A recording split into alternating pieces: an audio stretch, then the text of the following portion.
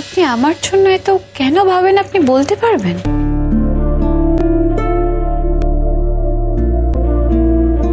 মানে মানে আমি তো এখান থেকে চলেই যাব।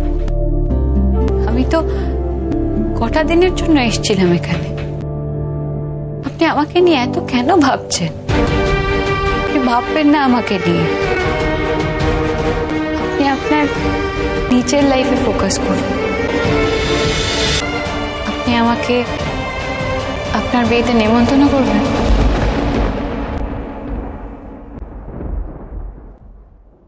না।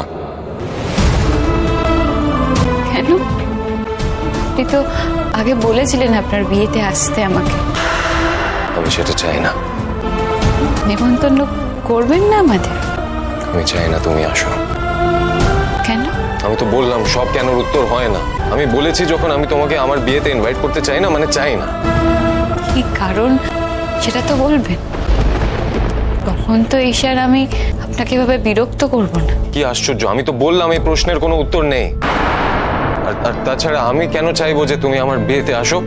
হ্যাঁ, আর আমার বাড়ির লোকজন সেটা চাই, তারও তো কোনো মানে নেই।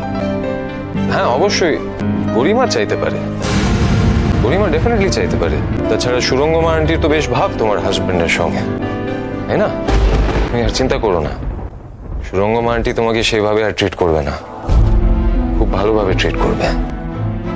দেখেছে একজন বড় ব্যবসায়ী তোমার হবু বর, খুব টাকা, সে এক্সপোর্টার। এত দেরি করে হলেও আমি ওই ভদ্র মহিলাটাকে চিনে গেছি। স্যারজি, আপনি এভাবে আমার সামনে আমার মাসির সম্পর্কে নিন্দে করবেন? তুমি কি বলছো? তুমি প্রশ্নে তুমি কোন ধাতু দিয়ে তৈরি? তুমি এত কিছুর পরে কথাটা বলতে পারছো?